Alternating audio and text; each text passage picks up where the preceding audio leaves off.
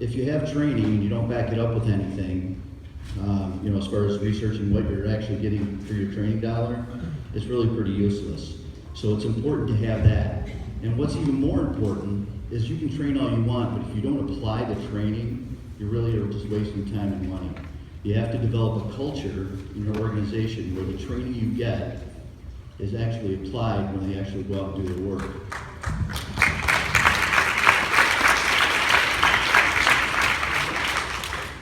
So, that what we call that is our organizational culture.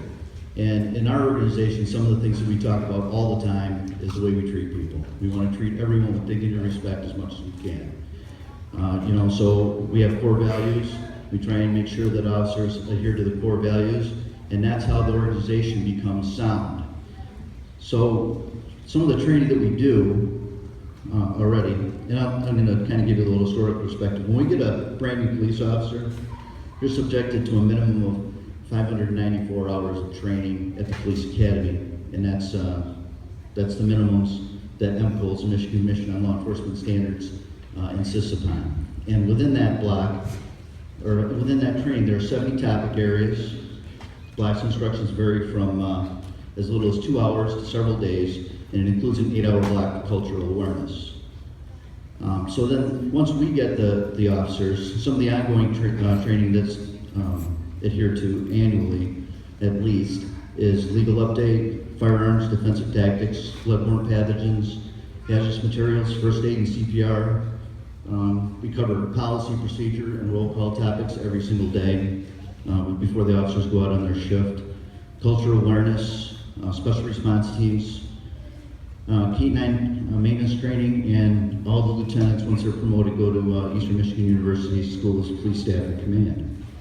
So that's kind of the routine things that we do. Some of the other stuff that we've trained on is Alzheimer's awareness, handling of emotionally disturbed persons, domestic violence response, interviewing techniques, evidence technicians, naloxone training, and any other specialty schools that may be coming up.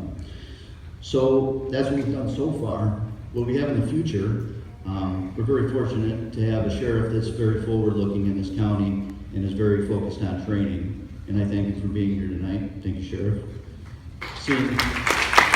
But we're looking at some of the training that has to do with implicit bias. We're looking at some training having to do with the handling of mentally ill or mentally impaired people. And so that's going to take a two-tiered approach.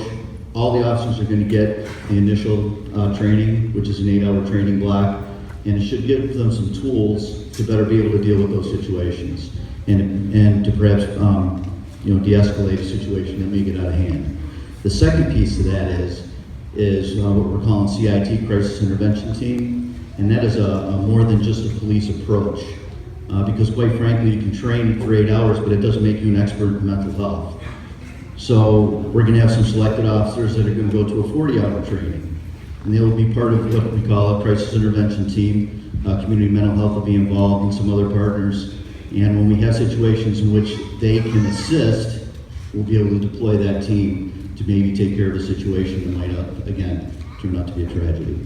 So that's kind of what we've got coming up in the hopper, and we're open to other things as well. We're always looking for some kind of training, and sometimes it's good, sometimes it's not.